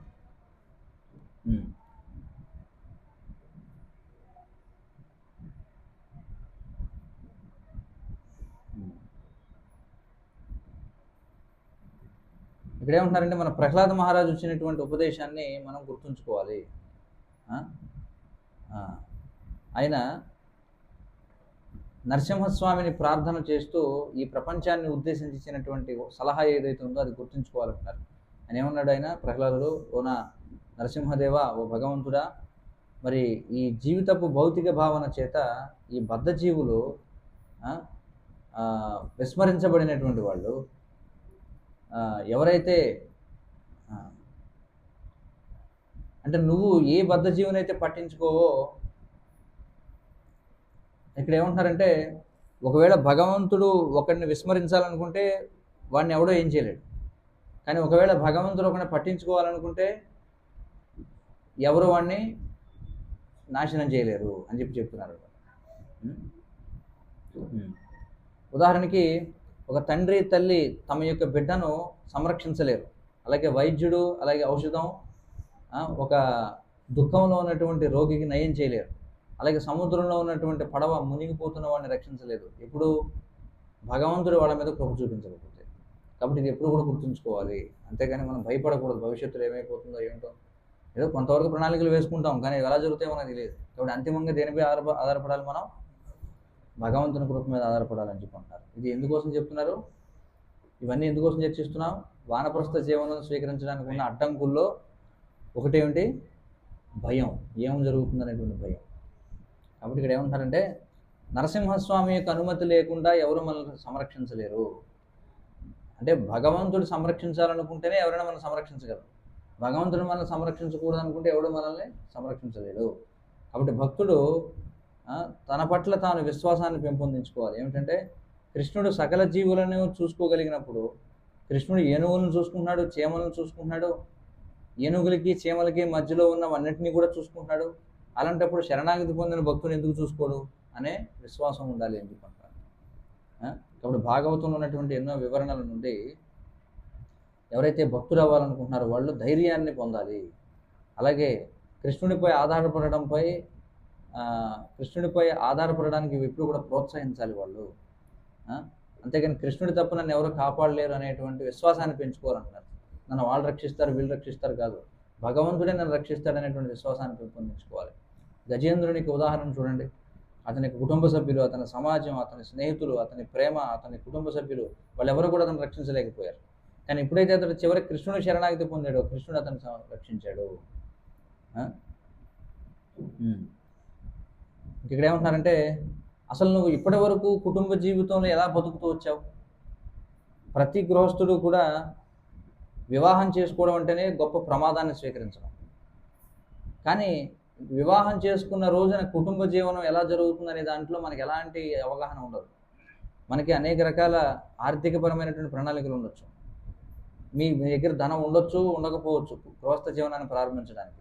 కానీ ఎంతోమంది యువ జంటలు వారు ఏదైతే ఇందులోకైతే ప్రవేశిస్తున్నారో దాని గురించి ఎలాంటి ప్రణాళికలు ఉండవట వాళ్ళకి. వారికి అసలు ఆదాయ వనరులు కూడా ఉండవు. వాస్తవానికి వారికి ఖచ్చితమైనటువంటి రాబడి కూడా ఉండదు. కానీ చాలామంది వివాహం చేసుకుంటారు. వారి దగ్గర ఏమీ ఉండదు, సంపదలు ఏమి ఉండవు. అయినా కూడా వాళ్ళు కుటుంబ జీవితాన్ని స్వీకరిస్తారు. అది గొప్ప ప్రమాదం చూడండి. ఎందుకంటే తర్వాత ఏం జరగబోతుందో వాళ్ళకి తెలియదు. వాళ్ళు అసలు ఆరోగ్యవంతంగా ఉంటారా, అసలు వాళ్ళకి ఉద్యోగం వస్తుందా, లేదా వాళ్ళ వ్యాపారం ముందుకెళ్తుందా, లేదా భార్యాభర్తలైనటువంటి మనం కలిసి పనిచేయగలుగుతామా. కానీ ఏమైనప్పటికీ వాళ్ళు ఆ ప్రమాదాన్ని తీసుకున్నారు. అలాగే సంతానం కనడం అనేది కూడా పెద్ద ప్రమాదం తీసుకోవడమే. ఎందుకంటే మనకి ఆ పిల్లలకి ఏం జరుగుతుందో తెలియదు. గర్భం ధరించడం అనేది గొప్ప ప్రమాదం, పిల్లల్ని కనడం అనేది గొప్ప ప్రమాదం. అసలు ఆ పిల్లవాడు మళ్ళీ వేనలాగా తయారవుతాడా అనేది ఒక ప్రమాదం. శ్రీల ప్రభుపాదులు గారు చెప్తున్నారు గృహస్థ జీవనం గురించి. భాగవతం 7వ స్కందం 14వ అధ్యాయం 5వ శ్లోకంలో వచ్చినటువంటి భాష్యంలో ఆయన ఏమంటున్నారంటే ఇది వానప్రస్థులకు కూడా వర్తిస్తుందని చెప్పి అంటున్నారు. ఆయన ఏమంటున్నారంటే శ్రద్ధాళు అయినటువంటి భగవద్భక్తుడు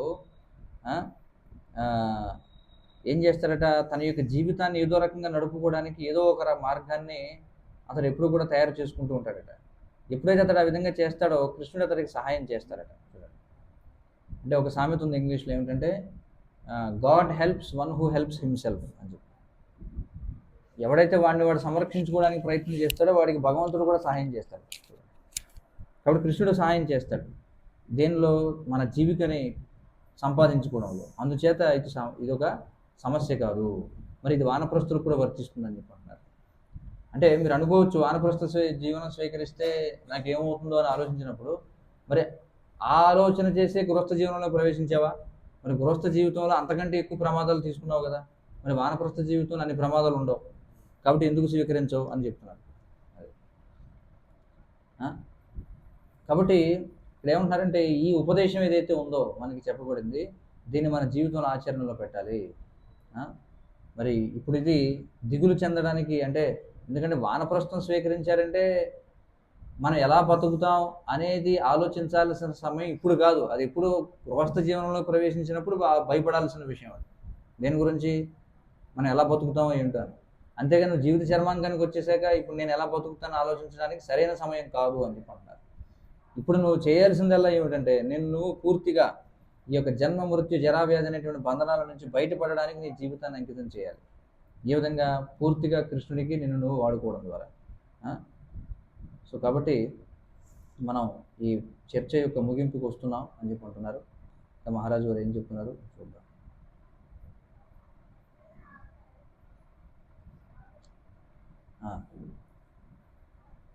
కాబట్టి మనం జీవశాస్త్రం గురించి, అలాగే ప్రకృతి మనకి ఏం చెప్తుందనే దాని గురించి మనం మాట్లాడుకున్నాం. Biology are we our self should looking at our body. కాబట్టి మన యొక్క శరీరాన్ని చూసుకుని, లేదా కుటుంబ జీవితాన్ని, శరీరాన్ని చూసుకుని, అలాగే కుటుంబ జీవితంలో జీవించడం గురించి చూసుకుని, మరి ఇదంతా కూడా మనం ఏదైతే అనుకున్నామో అలా ఉండదు. అంటే పూర్వం నేను ఎలా ఉన్నాను, ఇక్కడ ఏమంటున్నారంటే మన శరీరాన్ని మనం పరిశీలన చేసుకోవాలి. అంటే ఇక్కడ ఏమంటున్నారంటే మన శరీరం యొక్క పరిస్థితిని మనం చూసుకుని నేర్చుకోవచ్చు. మన శరీరాన్ని చూస్తే మనకి ప్రకృతి ఏం చెప్పాలనుకుంటుందో అర్థమవుతుంది. మన శరీరాన్ని చూసి మనం తెలుసుకోవాలి. కుటుంబ జీవనం, ఈ శరీరం కుటుంబ జీవనంలో బతకడం పూర్వం ఎలాగైతే ఉందో ఇప్పుడు పరిస్థితి అలా లేదు. పూర్వం నాకు ఏదైతే సుఖం లభించేదో నాకు ఇప్పుడు అది లభించట్లేదు. కాబట్టి ఇప్పుడు నేను ఎంత ప్రయత్నించినా సుఖాన్ని పొందలేను, కాబట్టి నేను విరమించుకోవాలని అనుకోవాలి. ఎందుకంటే life itself is no longer worth the trouble to sustain the way I'm going on. కాబట్టి ఇంతవరకు ఏవైతే కష్టాలు పడ్డానో జీవితంలో, అదే విధంగా జీవించడానికి కాదు ఈ జీవితం అంతా ఉంది అని అర్థం చేసుకోవాలి. వైష్ణవుడు ఎప్పుడు కూడా రాబోయేటువంటి మరణాన్ని అతడు భయంతోటో లేకపోతే దుఃఖంతోటో చూడడట. కానీ వైష్ణవుడు ఎప్పుడు కూడా ఆనందంగా ఉంటాడట. ఎందుకంటే నేను ఈ జీవితాన్ని కృష్ణుడికి సేవ చేయడంలో గడిపాను, వైష్ణవులకి సేవ చేశాను. మరి వైష్ణవులకి తెలుసు ఏమిటంటే ఈ శరీరాన్ని వదిలేసేటువంటి సమయం ఏదైతే ఉందో అది చాలా మంచి సమయం అని వాళ్ళు అనుకుంటారు. ఎందుకంటే నేను మళ్ళీ నా యొక్క సేవని మళ్ళీ కృష్ణుడికి ప్రారంభించడానికి మరొక శరీరం నాకు లభిస్తుంది అని అనుకుంటాడట. చూడండి, ఎందుకంటే ఈ శరీరంలో నేను పూర్వం ఏదైతే ఉత్సాహంగా సేవ చేశానో అది ఎలాగో చేయలేను. కాబట్టి కృష్ణుడు నాకు మంచి అవకాశం ఇచ్చాడు, మళ్ళీ ఇంకో కొత్త వాతావరణం తీసుకెళ్తాడు, మళ్ళీ నా సేవ కొనసాగుతుందని అనుకోవాలి.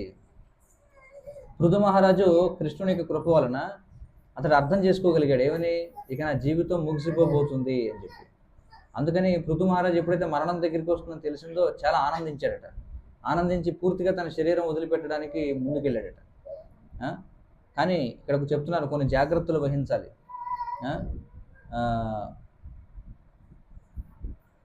అయితే వానప్రస్థ జీవనం గురించి ముందే తెలిసి ఉండాలి. కానీ నేను ముందు చెప్పినట్టుగా మనం కూడా మన యొక్క పరిస్థితిని చూసి చాలా జాగ్రత్తగా వ్యవహారం చేయాలి అని చెప్పుకుంటారు. అంటే మళ్ళీ మనం వెనక్కి సౌకర్యవంతమైన గృహస్థ జీవనానికి రాకుండా ఉండేలా చూసుకోవాలి. అంటే ఒక్కసారి వానప్రస్థంలోకి వెళ్ళిన తర్వాత మళ్ళీ మనం సౌకర్యవంతమైన గృహస్థ జీవనంలోకి వెనక్కి వెళ్ళకూడదు అని చెప్పుకుంటారు. కాబట్టి ఇప్పుడు నేను చెప్పినటువంటి ఈ ప్రవచనం ఏదైతే ఉందో ఇది ఇతరులను ఎగతాళి చేయడానికి మీరు వాడుకోవచ్చు, లేకపోతే ఇతరులపై వేళ్ళు ఎత్తి చూపించడానికి ఉపయోగించుకోవచ్చు.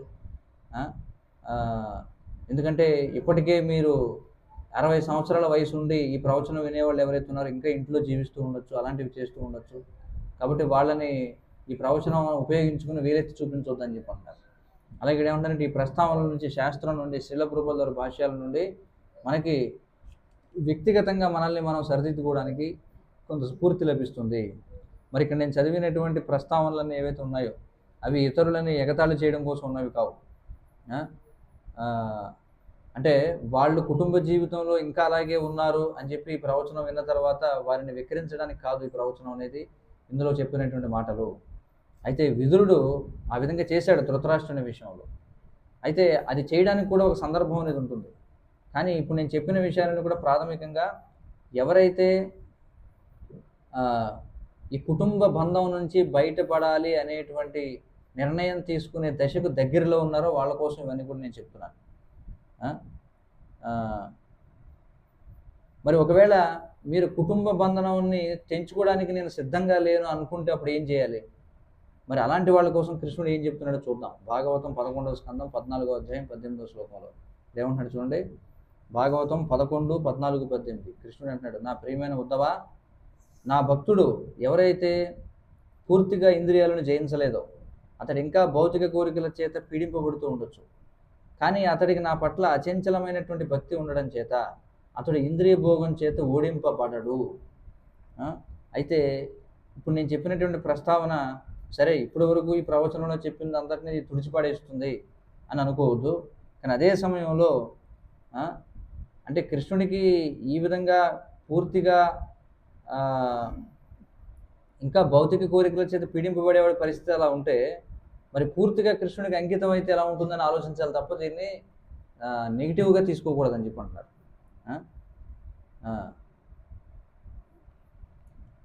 మరి ఎవరైతే కృష్ణుడికి అంకితమై ఉన్నాడో కానీ పూర్తిగా తన ఇంద్రియాలను ఇంకా కూడా గెలవలేదో అతన్నే కృష్ణుడు చూసుకుంటున్నాడు అని అనుకున్నప్పుడు కృష్ణుడు చూసుకుంటానని అన్నాడు కాబట్టి మనం వారిని ఎగతాళి చేయకూడదని చెప్పి అంటున్నారు. ఒకవేళ వాళ్ళు పూర్తి అనాసక్తికి సిద్ధంగా లేకపోయినా వారి భక్తులు కాబట్టి కృష్ణుడు వారికి సహాయం చేస్తాడు. అయినప్పటికీ మనం కృష్ణుడి యొక్క వర్ణాశ్రమ వ్యవస్థని ఏర్పరిచాడు. మరి వర్ణాశ్రమ వ్యవస్థలో వానప్రస్థ జీవితం అనేది ఉంది కాబట్టి దానిపై మనం నొక్కి చెప్పాలి అని చెప్పంటారు. అలాగే ఎవరైనా ఒకవేళ నేను గొప్ప వైరాగిని, నేను ఇతరుల కంటే మెరుగైన వాడిని అని అనుకోకూడదు. ఎప్పుడు కూడా గుర్తుంచుకోండి, వానప్రస్థ జీవితమో లేదా వైరాగ్య జీవితం అనేది అదే జీవిత లక్ష్యం కాదు. ఇది కృష్ణుడు జీవిత లక్ష్యాన్ని చేరుకోవడానికి ఏర్పాటు చేసిన ప్రణాళికలో ఒక భాగం మాత్రమే. మరి ఏమిటి అంతిమ లక్ష్యం అంటే పూర్తిగా కృష్ణ ప్రేమని పొందడం. కాబట్టి అది నేను ఇచ్చేటువంటి వానప్రస్థ ప్రవచనాల చివరికి ఇది ముగింపు కలుగుతున్నాను అని చెప్పంటున్నారు. కానీ ఇక్కడ ఏమంటున్నారంటే నిజంగా ఇది నేను చెప్పిన విషయాలని కూడా నేను చెప్పాను, కానీ వ్యక్తులుగా ఇది మీపై ఆధారపడి ఉంటుంది, మీరు ఏం చేస్తారనేది. కాబట్టి నేను ఇచ్చినటువంటి ప్రవచనాల సరళి ఏదైతే ఉందో కనీసం కొంతమంది భక్తులైనా వానప్రస్థ జీవనం స్వీకరించడానికి ప్రోత్సాహాన్ని ఇస్తుందని నేను అనుకుంటున్నాను. వాళ్ళ యొక్క జీవితాలని పూర్తిగా కృష్ణ చైతన్యవంతులై మరణ సమయంలో భగవద్ధామానికి వెళ్ళడం ద్వారా వారు తమ జీవితాన్ని శ్రేష్టంగా వినియోగించడానికి ఉపయోగపడుతుందని అనుకుంటున్నాను. ఇంకేమంటున్నారంటే నేను చర్చించినటువంటి విషయాల్లో కొన్ని భాగాలు పరమపూజ్య జయాద్వైత స్వామి మహారాజు వారు రచించినటువంటి ఒక పుస్తకం నుండి స్వీకరించాను. మీరు అది ఆయన యొక్క వెబ్సైట్లో కూడా చూడొచ్చు. నేను విశ్వసించేది ఏమిటంటే ఈ వానప్రస్థ జీవనంపై అలాగే పరమపూజ్య జనానంద గోస్వామి గారు రచించినటువంటి విషయాలు కూడా ఉన్నాయి. మరి అవన్నీ కూడా చూసిన తర్వాత నేను ఇప్పుడు మీకు ఇచ్చినటువంటి ప్రవచనాలన్నీ కూడా చెప్పడానికి నాకు మురారి గుప్తా అనేటువంటి నా శిష్యుడు చాలా సహాయం చేశాడు ఈ 4 ప్రవచనాలు ఇవ్వడంలో ఈ వానప్రస్థ జీవితంపై. కాబట్టి చాలా ధన్యవాదాలు. హరే కృష్ణ. హరే కృష్ణ హరే కృష్ణ కృష్ణ కృష్ణ హరే హరే, హరే రామ రామ రామ హరే హరే. పరమ పూజ్య భక్తి వికాస్ స్వామి మహారాజ్కి జగద్గురు శ్రీల ప్రభుపాద్కి. ఎవరికైనా ప్రశ్నలు సూచనలు ఉంటే చెప్పండి.